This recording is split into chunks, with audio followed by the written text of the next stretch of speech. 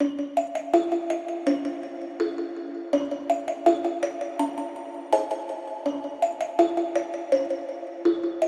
Christy. And I'm Kathy. And this is The Psychic And the Skeptic.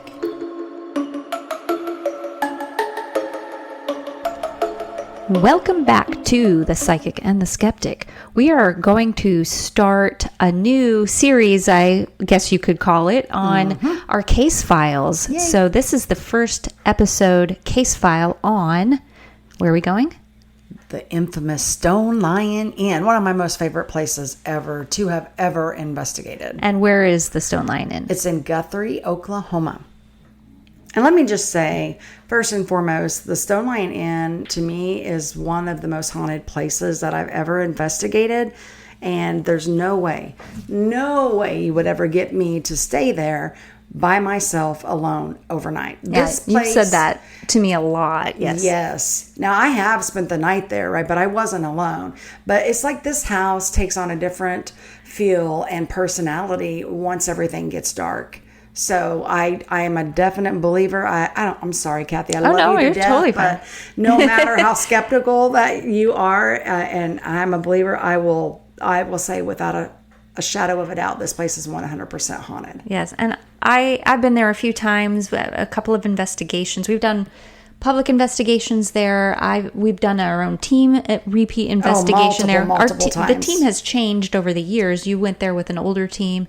Then Ashley, myself, and Gary, who was on the team and Curtis, at the time, and Curtis. When the team had refreshed, we went back for a team investigation plus another one or two public events we've had there. So there's been a long history of a working relationship with the Stone Lion Inn. Yeah, I think our first investigation, my initial first investigation, and of course, like you said, the team was different back then, but that was back in October of 2003.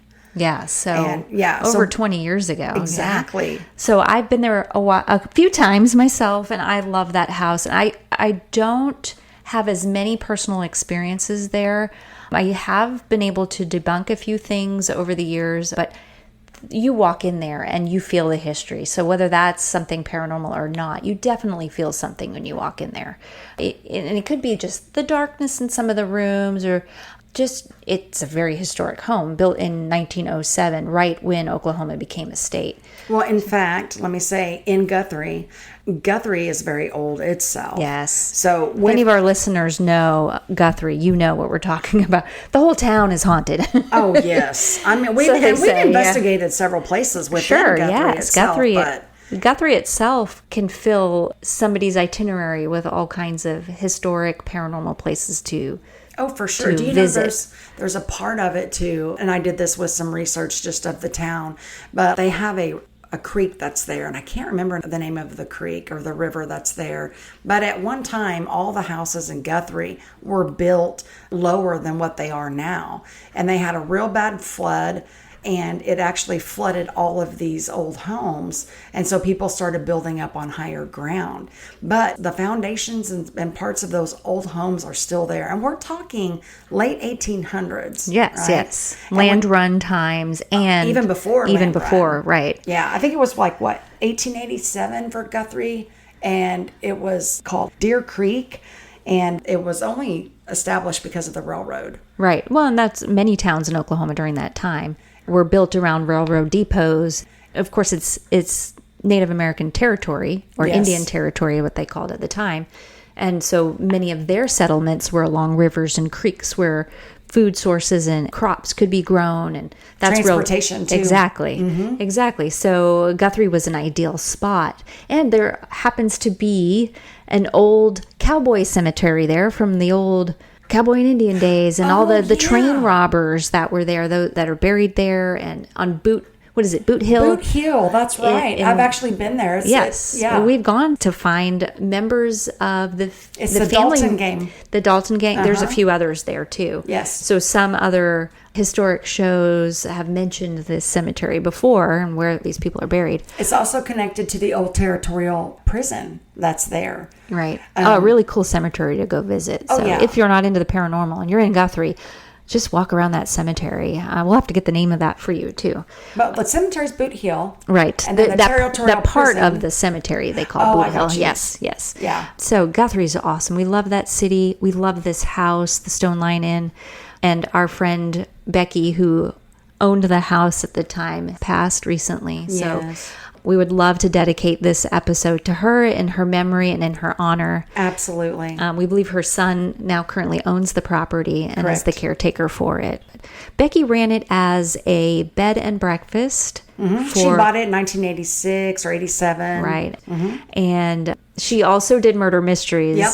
Every Friday, Saturday night. I've actually participated in one of right, those. for 30 years, though, right? Yeah, a long time. Right. And we're going to get into the history on the Stone Line Inn in a little bit here, but just some basic background. There was a time where the home was used as a funeral parlor. Yep. So this was one of Becky's favorite parts about the home is when she moved in the basement, she found... And an old embalming table. Right. But she it was didn't know marble. That. Yes. Right? Yes. But she didn't this know is a funny that story. It was an embalming. You tell this story. Okay. So when she moved in, of course, there were several things that were left over from previous residents and then also Smith's funeral home, which I think they had the funeral home in there for like 6 years. So quite a while. Yeah. Then they ended up purchasing their own building right up the street. Right. And they're still there today. Eventually. Right. Yeah. Yes. But this old embalming table, Becky came across it and she didn't know it was an embalming table. So she brought it up into like the front parlor area. And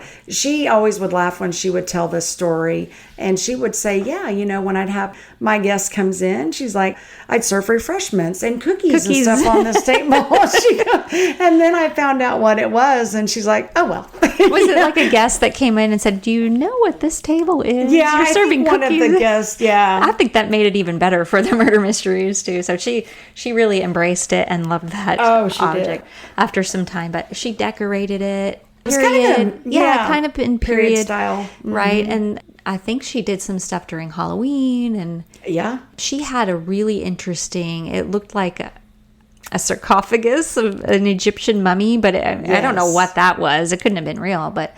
no, it wasn't real. She told me that she had picked it up somewhere, but, you know, she liked the looks of it. You know, just kind of added to the vibe. Yes.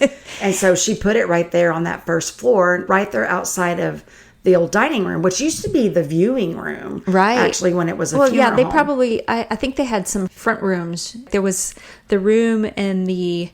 I want to say it's the southwest, the front area. It's also the same room the original homeowner had died in, apparently. But no, that one was the back room. Do you remember the room with all the deer head in it? Yeah. So that's the room supposedly that Mr. Holton died in.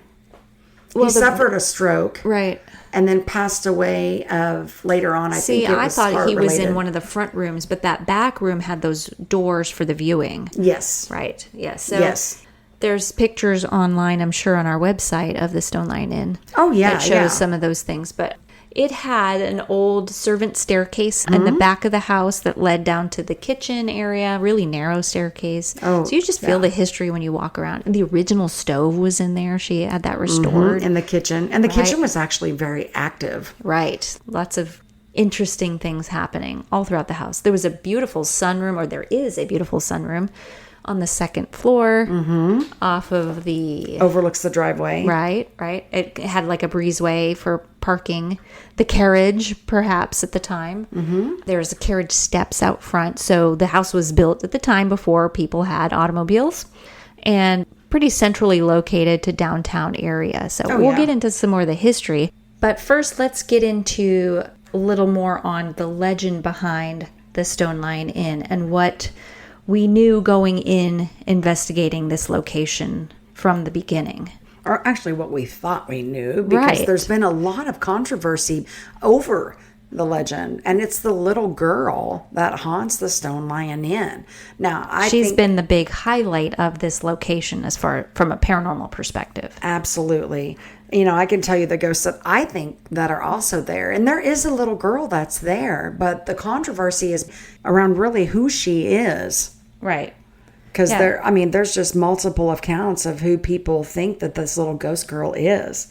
Now, I knew Becky personally, and, when I came there to investigate initially with my team, Becky pretty much told me the story as it's been told to her and based off of her experiences. So not long after she moved in, she actually visited the Guthrie Historical Society, and there was an elderly lady that worked there.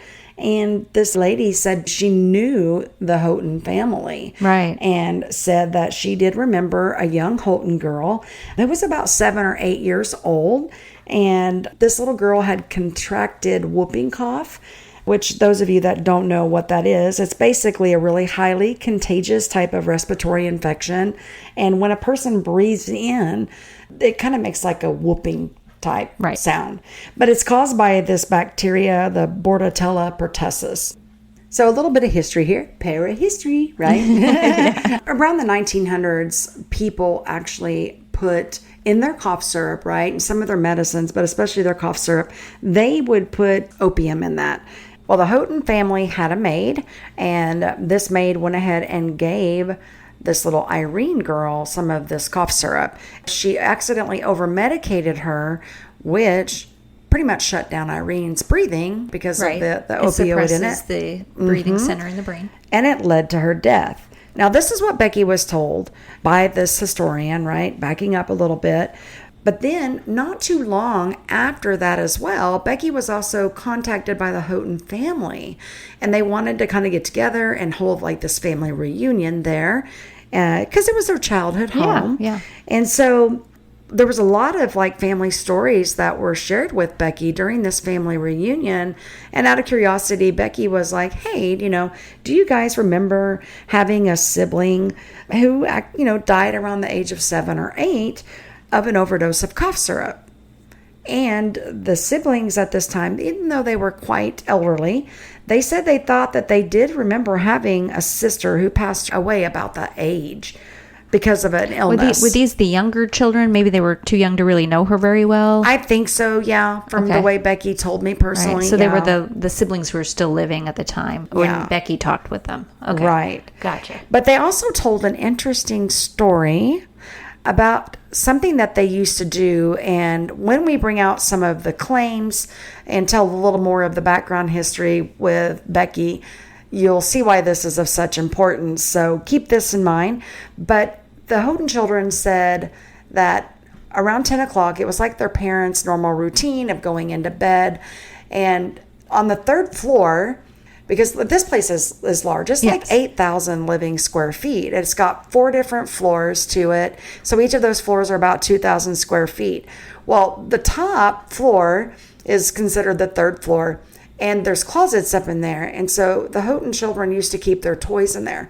And they would wait until their parents went to sleep. And then they would sneak up the stairs. Which, at the time, maybe those darn stairs weren't so squeaky. Right. Because, those stairs are loud. You can hear someone coming from a mile away. Yeah. You know how the old wooden stairs are. So they would sneak upstairs and they would open the closets and play with their toys for a little bit. Then they would go back to bed. So that story definitely caught Becky's attention. And again, when I get into more of those details, you'll see why. Yeah. So that's basically those are some of the stories that the kids told her when she met them. Did they ever have that reunion? Do you know? Oh, yeah. That's where she learned all these stories from, was at that family reunion. That's so valuable. So what's interesting to me about the historical researcher in that story, and has always kind of racked my brain over the years, and knowing the stories that came from the siblings through Becky and you telling me what she had learned at that time, is that the public records don't really match with that story. Yeah, not at all. And you had spent some time with the Atlantic Paranormal Society, TAPS, people know that as, who do the Ghost Hunters TV show, and you got to feature the Stone Lion Inn on one of their episodes in an earlier season. Yeah, season 2, I think. Yes. And you can share your experiences about that, of course. But they also looked into some history and had shared on their episode this Irene or Augusta girl, correct? Yeah, they came up with the name of Augusta. So Irene came from the historical society lady. To Becky. And now we've got the name Augusta still matched with this girl who overdosed on this opium cough syrup. Right.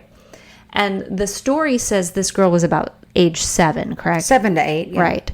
And the family members seem to recall having a sibling that had passed. But I wonder if what they know about this sibling is through their parents telling them you used to have a sibling.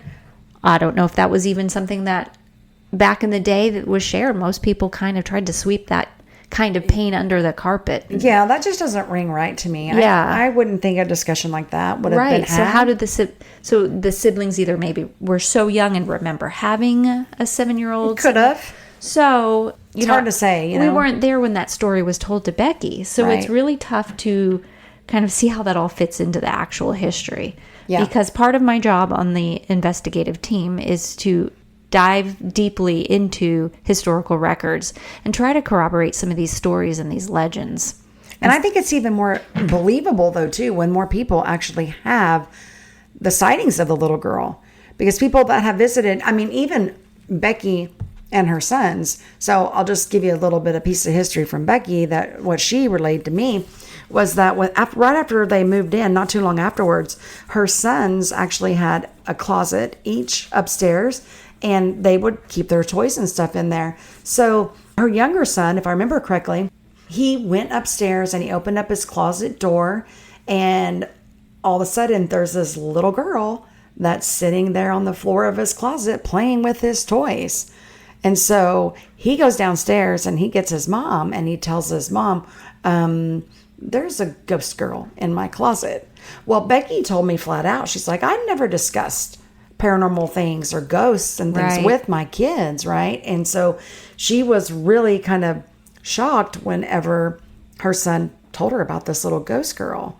So what's interesting with this little ghost girl being part of the Houghton family is that story that the elderly Houghton children said, that after 10 o'clock, they sneak upstairs to the 3rd floor and they go in their closets and they pull out toys to play with. Right. So, you can see how there's a correlation. The way children behaved in that family back in history. Correct. And the claim from Becky's kid, modern day life in that house. So what I grapple with is that I'm wondering if there's some kind of change in the story that's been told since it went from the siblings to Becky to you, then to me. But backing up a little bit further, this story was something that the team went in the very first time OKPRI walked in the doors of the Stone Line Inn. You have these claims, and this is typical for any case that we pick up. We take the client's claims, we go in and we try to see, are we experiencing the same things? Do these stories fit with what we can find? Right. And what does the history say? Can we validate it? Because legends change and evolve over time the more these stories are told. Oh, for sure. So we've got stories from siblings, we've got stories from Taps, we've got stories from Becky, and so on and so forth. So fast forward, I came on the team and wanted to dig deeper because the tools that our team had in those earlier years were not as good as yours. There's more on the internet. There's more that. Well, I'm not trying to toot my own horn here. Look, she's bragging, folks. She's bragging about how good she is. No, I love genealogy and I have access to those tools. And I took some time up at the Historical Society myself too, because not everything is online. And I'm not sure I talked with the same lady that Becky spoke with, but I got connected with somebody who did a family background historical research on the Houghton family, the original owners of the house. And so we had some email conversations back and forth. He was able to give me some information. I was able to share some information with him, and it actually worked out twofold for both of us. But he was not in the state of Oklahoma, didn't have access to some of our records. So let's get started on a discussion about the history. This is where I love to share what I know. This is my job on the team. She's bragging. I get goosebumps just talking about it because history to me is really cool. And I love to see how far back I can get and try to fill in the gaps of what's going on. So the Stone Line Inn was built the year of Oklahoma's statehood, which is 1907. Built by Frederick Ernest Houghton. He was the president of Houghton Douglas Cotton Company and proprietor of Houghton and Houghton Bank Grocery. This is what brought him into Oklahoma. He's often listed in historical documents as F.E. Houghton.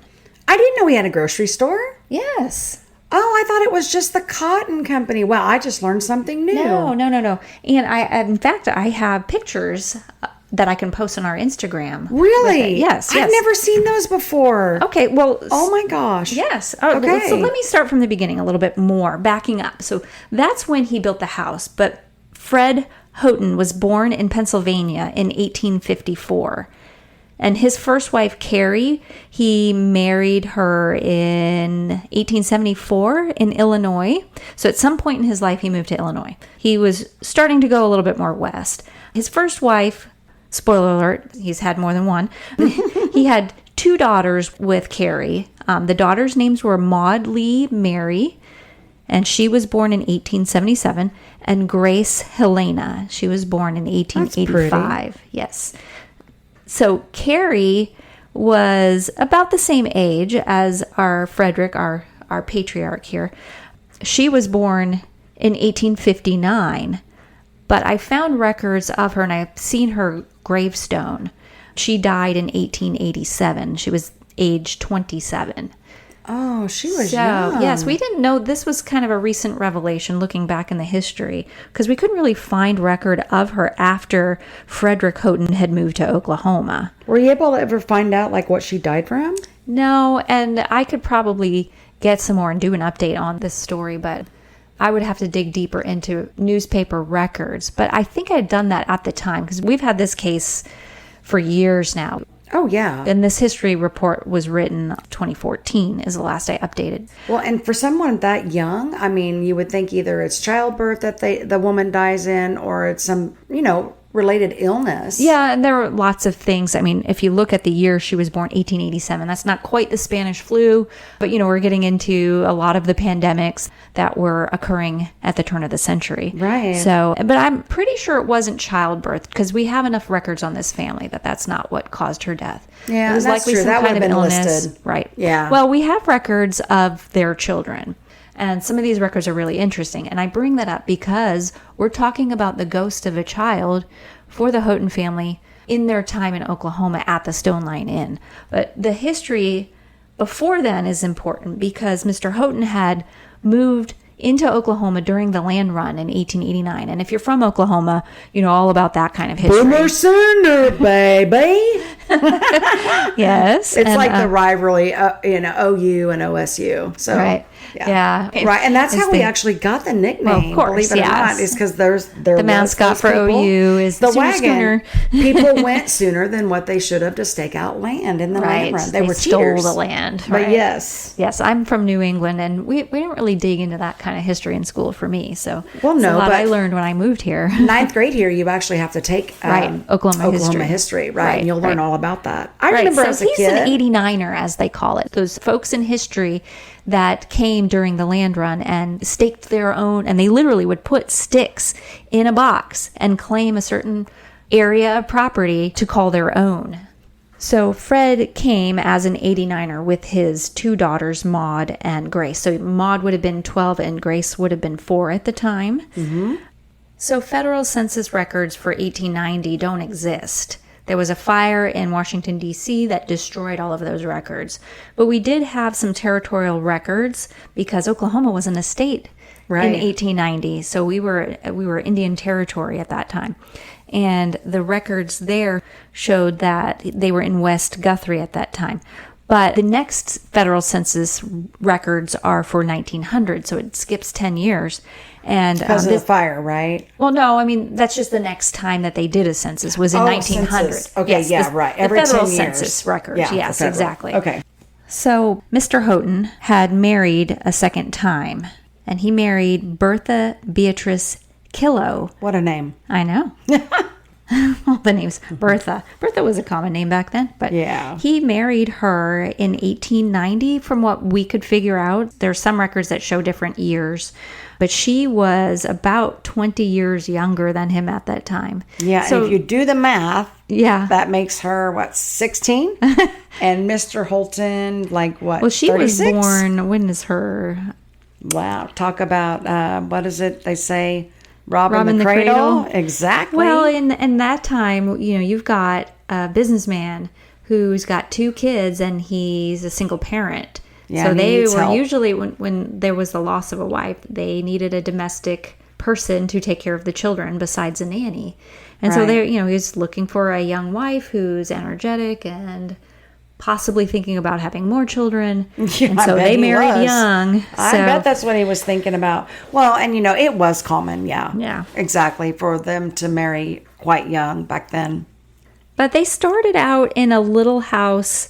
Eventually, they moved off of that Noble Street to a little house that once sat on the lot east of where the stone line is. Correct. Currently. That house is no longer there, but what's really cool is if you look at satellite imagery or if you go to the location, there's stairs to the front door are still there on that empty lot. Yes, I've actually gone up and down those stairs. Yeah, we have a picture of that. We probably can share that on Instagram as well. Uh-huh. But so census records verify that they had at least 7 more children over the following years. See, they were busy. Oh, yeah. What is that old saying, be fruitful and multiply? So they had Coralie Augusta in 1892, Gladys Marguerite in 1894, and then there's a child that was born in 1896. I have records stating his baptismal name was William Jennings. So he's not listed in any family censuses because this is in between time, between the 1890 and the 1900 census. So he was born and passed away at the age about 3 months old. So born in August, died in November. I wonder if it was SIDS or something, Yeah, there could be a bunch of things. But he's only mentioned in a newspaper birth announcement. Mm-hmm. And then later there's a newspaper clipping from an organization that Mr. Houghton was involved with that wrote a lengthy condolences note for the family at the loss of their child. So this is the only death of a child that I was able to corroborate with the stories on the legend of the Stone Lion Inn. But this is before they lived in that mansion. So again, this is 1896. The house hasn't even been built yet. Right, but you've been able to find census, for the Houghton family other before. Children. Yes, there's more. We're going to get there. After this, William Jennings, which I've seen other records that show that his name was Frank, or a nickname Frank. So named after his daddy? Yeah. No, he's Frederick. This was Frank. I know that's sort of confusing. It's all right. No, so after the loss of this child, a year later, they had Alma Gertrude in 1897. Oh, my Lord, that's a mouthful. Frank Ernest was born in 1899, and Adolf Theodore was born in 1902, and Dorothea Vernon was in 1906. So somebody give these people... Mr. Houghton had 9 children by this point, right? Yeah, but somebody needs to give them like a book of like baby names or something. Good Lord. And Bertha was... She had 7 children, so she's his second wife. 7 children to her, 9 children in total for Mr. Houghton.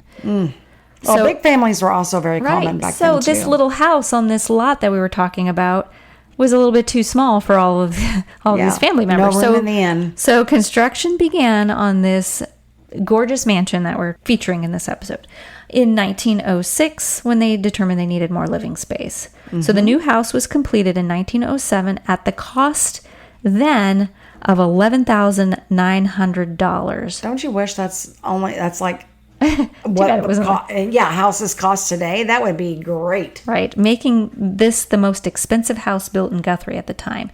It has 3 stories and a basement, so 4 totaling 4,748 square feet of living space. So, and I think I think I've read somewhere before too that the average cost of a home for back then was around $800. Right. Oh, yeah. So that's extremely expensive. Yeah. But it's a mansion and it's gorgeous. Mm-hmm. So the Houghtons moved into the house in 1907, and further census reports reveal they proceeded to have 3 more children. Oh, so they weren't even done yet. So they had Russell Beverly, so a male, born in 1908. Did you say his middle name was Beverly? Yes. There are some names that are, like Kim, for example, is originally a male name that is turned female. Or Leslie. Leslie used to be a male's name, and nowadays it's a female's name. More commonly female. Yes. But Beverly? Oh my. Yeah, I always thought that was a girl's name. Beverly was his middle name. So Russell Beverly was born in 1908. Marjorie Louise was born in 1910, and Gordon Summer was born in 1911. Wow. So that rounds out their family. So that gives them a total of what? 12 kids minus one that died with the William Jennings? So Bertha had 10 children, and then the two that he Frederick had previously. or Mr. Houghton had 2 from his first marriage. Wow. Okay, so Yes. 12, and then if William would have lived, that would have been 13. Correct. Right? Well, no, Okay. that's including William. Oh, That's includes him. including- Okay. Yep. All right. So Then what happens after the 1910? So separating fact from fiction, a summary of the Houghton children is as follows. So Frederick Houghton had 2 children with his first wife, as we've just mentioned, Carrie, and at least 10 children with his second wife, Bertha. There's some documentation that shows there may have been other children born, but birth and death records were not required before statehood. So that's what's interesting. So they didn't really keep accurate birth records. It's the census where we find these records. And so there's a gap because they're only done every 10 years. Wasn't it true, though, that like if a child's name wouldn't be recorded, like on a birth certificate or whatever, if the birth was like done at home and it wasn't really handled by a doctor? Yeah, well, and then that's the other reason. It just wasn't required to keep records. And partially because infants didn't often live very long with illnesses, and so they didn't want to keep the records if the child was just going to die in a few months. They were just Isn't that being horrible? lazy. It's like not even recognizing them as a All you human had to do being. is write on a piece of paper. Good grief. Okay. I know. Wow. Well, so I mean that's just the way it was then, and we realize the importance of keeping records now. And if you're a genealogist, you're very thankful when they do. Right.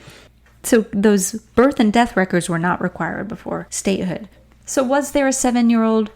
If there's records of the 3-month-old, I believe they would have had records of a 7-year-old that had passed from whooping cough. Right? Yeah, I mean, you would think anyway. Right, you would think. But Well, okay, so hang on. Here's another insight. So, like you said, they have records of the 3-month-old dying. So if this little girl really existed, wouldn't there be some sort of record of her death as well? Well, census records show next to the female in the house would list how many children they have and how many living. Mm-hmm. Like, so how many children and how many are still living. But what So about that the sometimes- newspaper, though, is what I'm... Newspaper announcement, like I said, they don't always announce those things. So it's surprising we even have the record of William, and that's just his baptismal name. I'm not even 100% sure William was his actual legal name. Right? So... Well, I thought everything, the way it was back then, they're even, putting in the newspaper like, oh, so-and-so came to so-and-so's house, right? So a death could be, especially if Mr. Houghton was like prominent as far as you're talking about like social pages in the newspaper when there's visits of prominent people to town, like cousins come to visit and so was in town.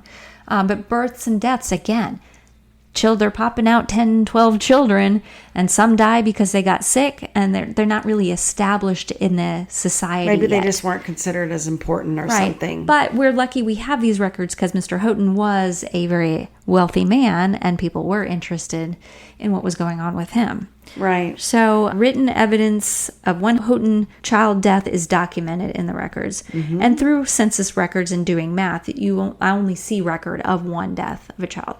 So we do know it was a young male. We do know he only lived to be about 3 months old.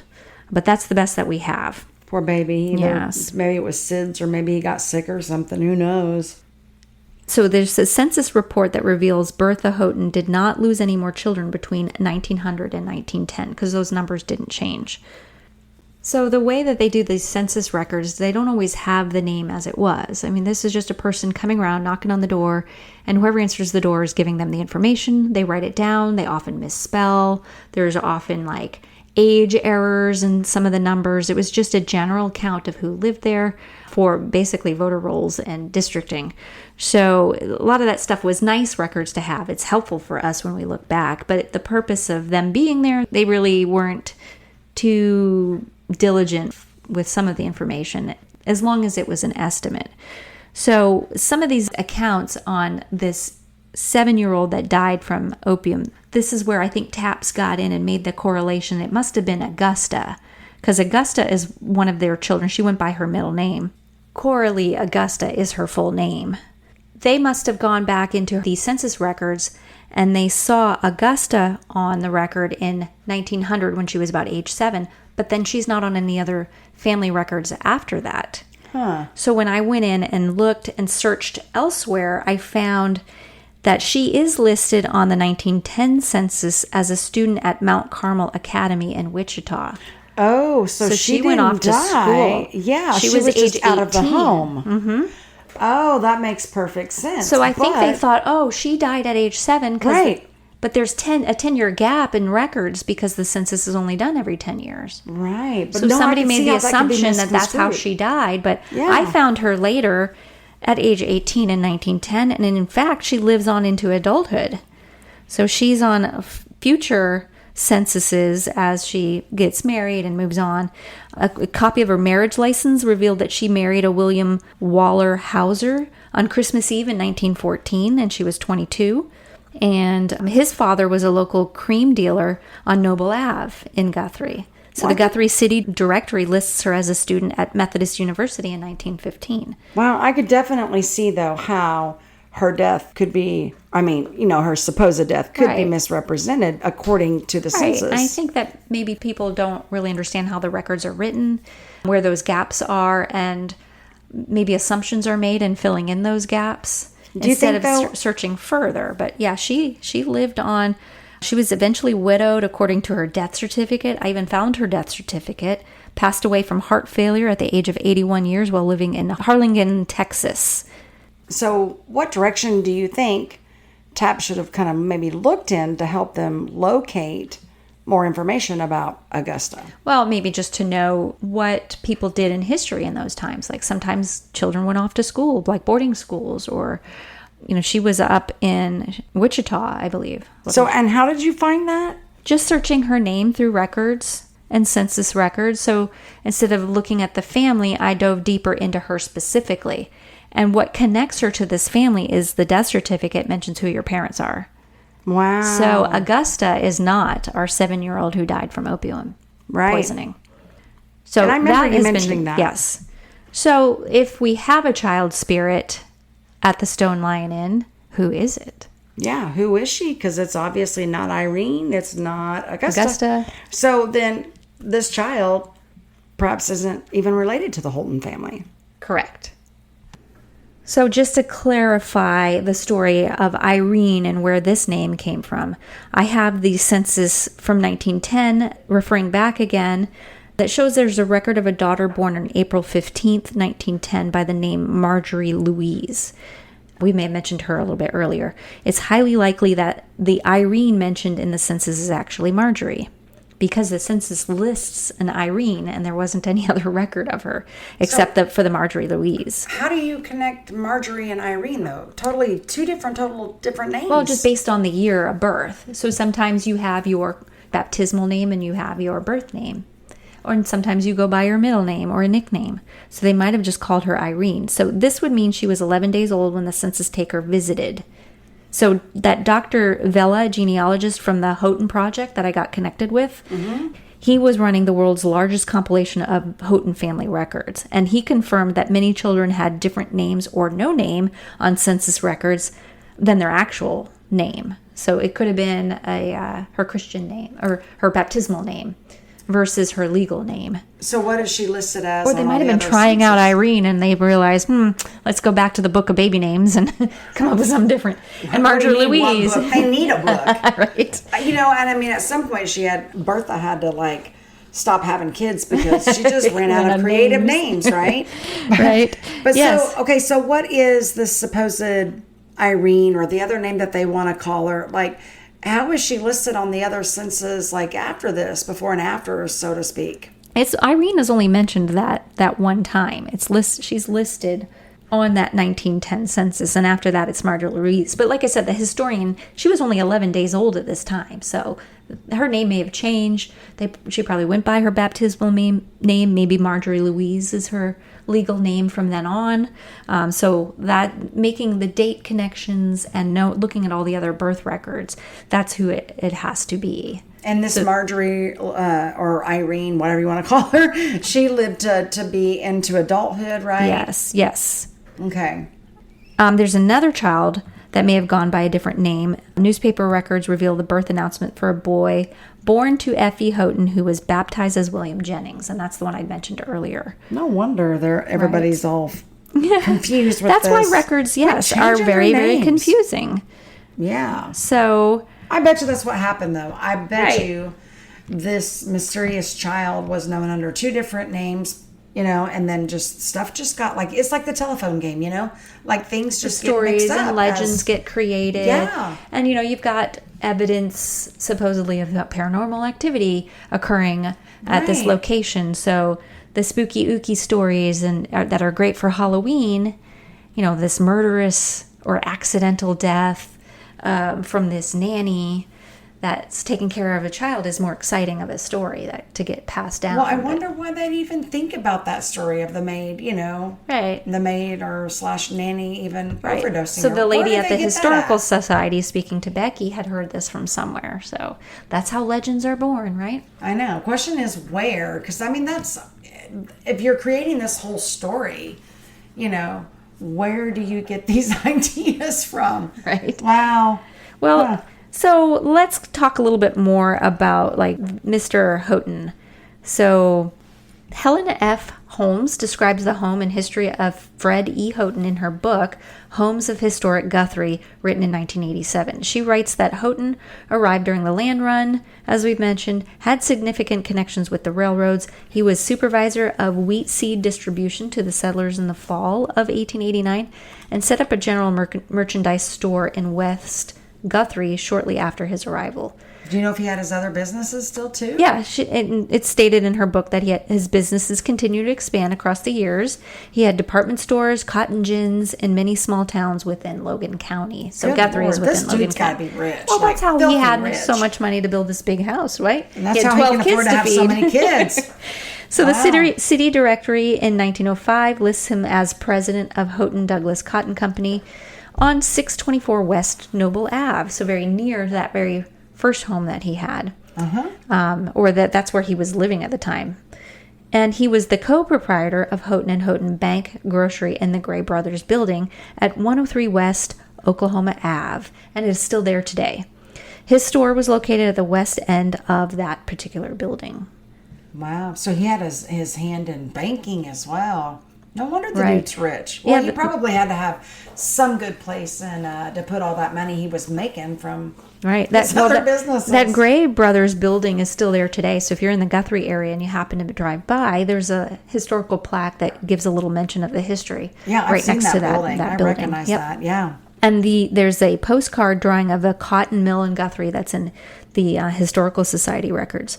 But in 1909, W.H. Coyle and his consolidated companies, to include the Effie Houghton and Houghton and Douglas Cotton Company, were sued by the state for price discrimination and violation of antitrust laws. So the defendant's objection to the indictment was originally sustained. The appeals went back and forth until eventually a jury acquitted all companies of their indictments in June 1913. Wow. So he, in 1915, sued. yes, everybody wants the money from these rich folks, right? Yeah. So in 1915, Houghton had left the cotton business as he was only listed as the owner of F.E. Houghton Grocery, which had several locations in the area. He also owned the first car dealership in Oklahoma called the F.E. Houghton Motor Company. I remember Becky telling me that. Yeah, this was located on 110 South 1st Street. He sold the Willys Overland automobile and farm machinery. Wow, he just seemed like he was a jack of all trades, like Right. he He's just a had his businessman. hand. He's an entrepreneur. I don't think I've ever heard of anybody having that many different a variety of so many different businesses. He didn't even stay in that area. He also had businesses in Enid as early as 1921. Didn't they move to Enid at some point? No, they still remain in Guthrie until at least 1926, and likely later. So Fred went into contract with W.M. Lewis in 1929 concerning the operation of a funeral home at his house at 1016 West Warner Avenue in Guthrie. That's Smith's funeral home. Yep, and that is the stone, what is now what we call the Stone Lion Inn. It is said that he was furnishing the capital for the funeral home. So he started it there. Okay, so where did they go, though, while Smith's funeral home was running out of the Stone Lion Inn? So it's not until the 1930 census where we see where they went. So it was a few years there.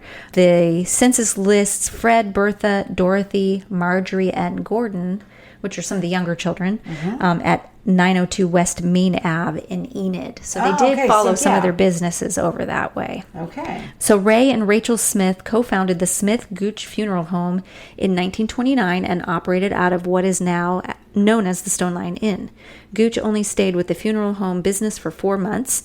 And in 1936, the Smiths moved their funeral home to 220 North 1st Street in Guthrie, where the business is still run today, but under the name Smith and Gallo. So if you're from the area, you recognize that name. Yeah, and I guess Gooch was just too Gucci out. Or too Gucci for a funeral home. Now, I could be mispronouncing that name, so I do apologize if you are with that family and I am mispronouncing it. So Helen Holmes, the author, states in her book that the house was vacant for a while before it was deeded to Fred and Bertha's daughter, Dorothea. It remained unoccupied for an unknown amount of time between the years 1936 and 1940, when the next census was written. The house had been heavily remodeled and turned into apartments during this time, so each resident at 1016 West Warner Ave in 1940 was listed as head of household, indicating separate living units existed within the home. So in early February of 1943, not long after returning to his home in Guthrie, Fred had suffered a stroke. He was sent to Cimarron Valley Wesley Hospital for treatment. He returned to his home on February 14th at his own request and passed away at 4 a.m. on February 22nd, 1943 from acute pulmonary congestion. It was all that work and that he did with all those businesses. But, he returned to the home he loved. Yeah. So it's very interesting and how the house changed and over the years, but then he came back at that time to pass away within the home. I'm wondering if the true bedroom of his death was that one that Becky had told us about. The one, there on the back right side that has all the deer head and all that in it. Yeah, I don't know. It's kind of a small room. Dorothea passed away on Monday, December 17th, 1945, returning ownership of the home to her mother, Bertha, by inheritance. And her obituary is printed in the Guthrie Daily Leader on December 19th, 1945. So Alma Sudeth had lived in the home at one point. This is one of the Houghton children. At one point where her mother, Bertha, had ownership. So Bertha Beatrice Killow Houghton had passed away in her home on Sunday, May 1st, 1958.